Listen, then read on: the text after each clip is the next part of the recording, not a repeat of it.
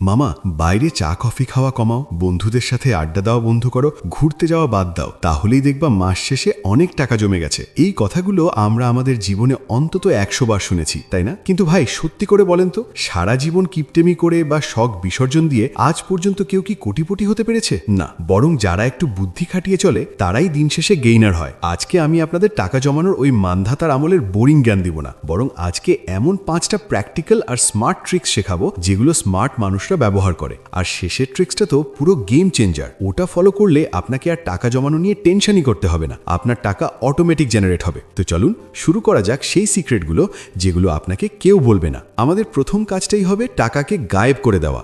মাস শেষে বেতন বা হাত খরচ পাওয়ার পর দেখবেন পকেটে বা বিকাশে টাকা থাকলে খরচ এমনিতেই বেড়ে যায়। এর কারণ হলো পার্কিনসন্স ল, মানে আপনার পকেটে যত টাকা আপনার চাহিদাও ঠিক ততটাই বেড়ে যায়। এর সলিউশন কি? খুব সিম্পল। টাকা হাতে আসার সাথে সাথেই এর 20% টাকা অন্য একটা ব্যাংক অ্যাকাউন্টে বা ডিপিএসে সরিয়ে ফেলুন। এমন অ্যাকাউন্ট বাঁচবেন যেটার এটিএম কার্ড আপনার মানি ব্যাগে থাকবে না, আর সেটার সাথে বিকাশ বা নগদের কোনো লিঙ্কও রাখবেন না। নিজেকে নিজে ইচ্ছে করেই একটু গরিব বোঝান, দেখবেন আপনার ব্রেন নিজে থেকেই ফালতু খরচগুলো কাটছাট করে বাকি টাকা দিয়ে দিব্যি মাস পার করে দিচ্ছে। এবার আসুন টাকার বদলে নিজের ঘাম হিসেব করতে শিখি। আমাদের অনেকেরই শপিংয়ের একটা বদভ্যাস আছে। ধরুন আপনি মাসে 30,000 টাকা বেতন পান, তার মানে আপনি দিনে 8 ঘন্টা কাজ করলে আপনার প্রতি ঘন্টার দাম প্রায় 200 টাকার মতো। এখন আপনি যদি হুট করে একটা 2000 টাকা দামের শার্ট বা প্যান্ট কিনতে যান, তখন শুধু প্রাইস ট্যাগটা দেখবেন না, নিজেকে জিজ্ঞেস করুন, এই একটা শার্টের জন্য আমি কি অফিসে অতিরিক্ত 10 ঘন্টা হাড় ভাঙ্গা খাটুনি দিতে রাজি আছি? যখনই টাকার বদলে নিজের পরিশ্রমের ঘন্টা দিয়ে হিসেব করবেন,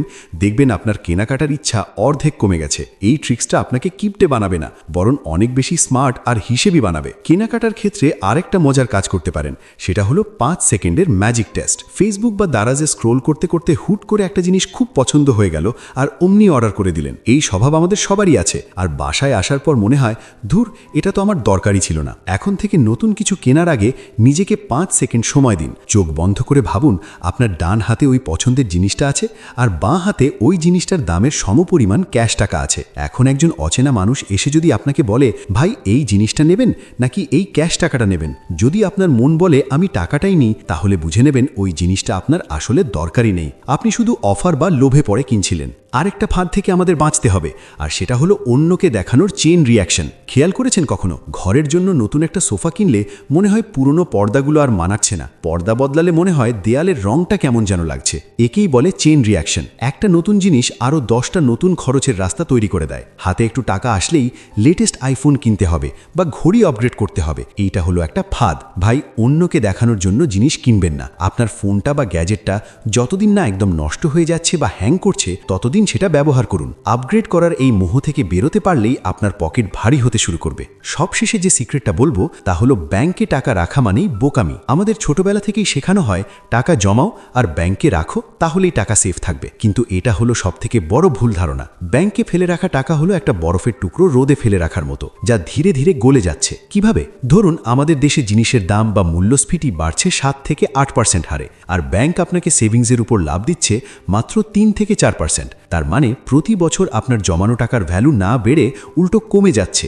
ধনীরা এই কাজ কখনোই করে না। তারা তাদের প্রত্যেকটা টাকাকে এক একজন সৈনিক মনে করে, আর এই সৈনিকদের ব্যাংকে ঘুম পাড়িয়ে না রেখে যুদ্ধে পাঠায়। টাকা এমন জায়গায় ইনভেস্ট করুন যেখানে আপনার টাকা মূল্যস্ফীতির চেয়েও বেশি হারে বাড়তে থাকে। টাকাকে বলুন, আমি ঘুমাবো আর তুই আমার জন্য আরও টাকা কামিয়ে আনবি। বন্ধুরা, টাকা জমানো আসলে কোনো অঙ্ক বা রকেট সায়েন্স নয়। এটা পুরোপুরি আপনার মাইন্ডসেট আর অভ্যাসের খেলা। সারা জীবন শুধু চায়ের বিল বাঁচিয়ে আর বন্ধুদের সাথে আড্ডা না দিয়ে কেউ বড় লোক হতে পারে না। আজকের এই কথাগুলোর মধ্যে অন্তত 2টো টিপসও যদি আপনি সততার সাথে আজ থেকেই নিজের জীবনে অ্যাপ্লাই করেন, আমি গ্যারান্টি দিচ্ছি আগামী 30 দিনের মধ্যে আপনি আপনার পকেটের অবস্থা পাল্টে যেতে দেখবেন। আপনাদের কাছে কোন ট্রিক্সটা সবচেয়ে বেশি কাজের আর প্র্যাকটিক্যাল মনে হয়েছে কমেন্ট করে অবশ্যই জানাবেন। আর হ্যাঁ, জীবনকে সহজ করতে এবং এরকম আরও ফাইন্যান্সিয়াল আর লাইফ চেঞ্জিং টিপস পেতে আমার চ্যানেলটি এখনই সাবস্ক্রাইব করে বেল আইকনটি বাজিয়ে দিন। ভিডিওটি ভালো লাগলে বন্ধুদের সাথে শেয়ার করতে ভুলবেন না। ভালো থাকবেন আর স্মার্টলি নিজের টাকার যত্ন নেবেন। দেখা হচ্ছে পরের ভিডিওতে।